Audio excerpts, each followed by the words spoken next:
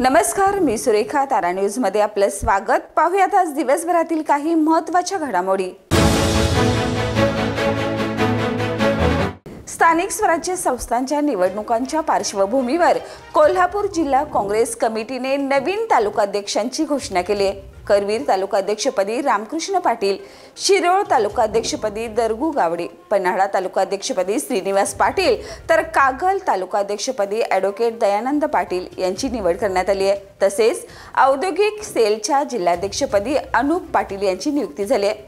या सर्व निवडींना काँग्रेसचे जिल्हाध्यक्ष आमदार सतेज पाटील, खासदार छत्रपती शाहू महाराज व प्रदेशाध्यक्ष हर्षवर्धन सपकाळ यांची मान्यता मिळाली आहे.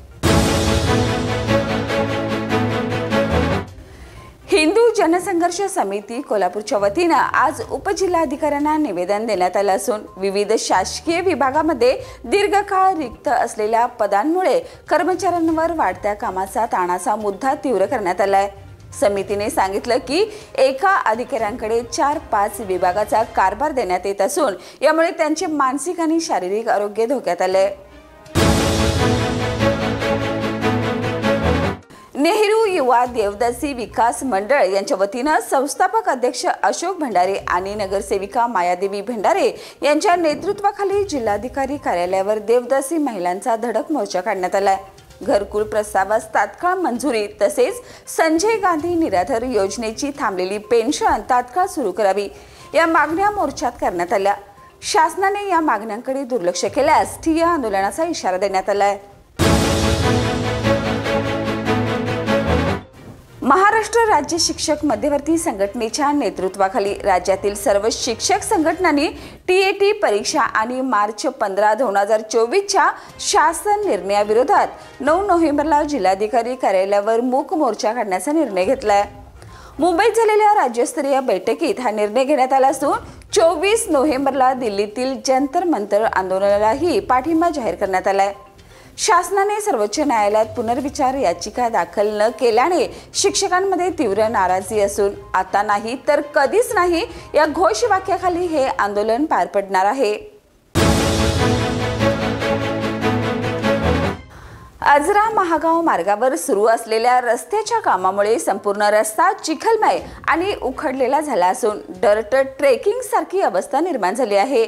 यामुळे वाहन चालकांना मोठ्या अडचणींना सामोरं जावं लागत आहे. 2 चाकी वाहनं घसरून पडण्याचे प्रकार वाढले असून नुकत्याच एका दाम्पत्याचा अपघात झाल्याची घटना घडली आहे. या गंभीर स्थितीबाबत बहुजन मुक्ती पार्टीचे तालुका अध्यक्ष डॉक्टर सुदाम हरेर यांनी तीव्र संताप व्यक्त करत ठेकेदारांच्या निष्काळजीपणामुळे नागरिकांच्या जीवाशी खेळ सुरू आहे.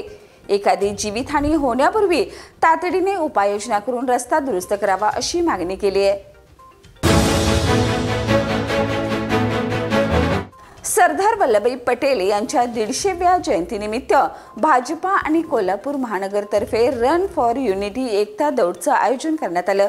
या उपक्रमात शेकडो युवक, युवती, पदाधिकारी आणि कार्यकर्त्यांनी उत्स्फूर्त सहभाग घेतला.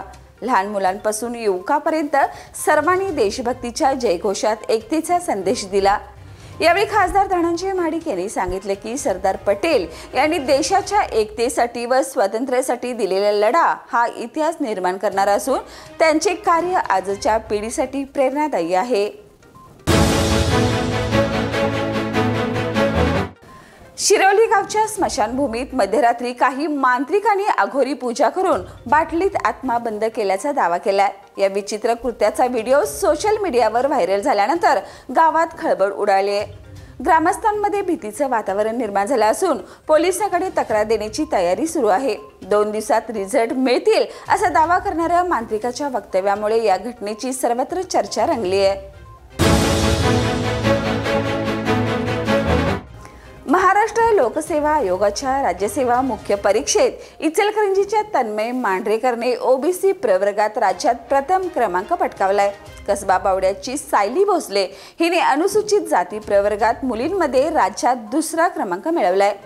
सायलीने दुसऱ्याच प्रयत्नात हे यश मिळवत राजपत्रित अधिकारी वर्ग 1 पद मिळवले. भुदरगडच्या सतेज पाटील, राधानगरीच्या सुशांत लाड, अजय तोडकर, राहुल आपटे आणि सूरज डेबजे यांनीही यश मिळवत कोल्हापूरची मान उंचावले. फुलेवाडी दत्त मंदिर परिसरात बासुरी प्युअर व्हेज रेस्टॉरंटची दुसरी शाखा गुरुवारी 30 ऑक्टोबर 2025 रोजी दिमागात सुरू झाली। या रेस्टॉरंटचं उद्घाटन खासदार श्रीमंत छत्रपती शाहू महाराज यांच्या शुभ हस्ते झालं। तसेच कार्यक्रमाला प्रमुख उपस्थिती म्हणून भारतीय क्रिकेटपटू केदार जाधव आणि हॉटेल मालक संघ अध्यक्ष सचिन शानबाग, उपाध्यक्ष सिद्धार्थ लाटकर, माजी अध्यक्ष उज्ज्वल नागेशकर, आनंद माने, क्रीडा संघ अध्यक्ष केपी खोत आदी मान्यवर उपस्थित होते। तर या होत्या आज दिवसभरातील काही महत्त्वाच्या घडामोडी। उद्या पुन्हा भेटूया नवीन बातमीपत्रासह। तोपर्यंत पाहत राहा तारा न्यूज।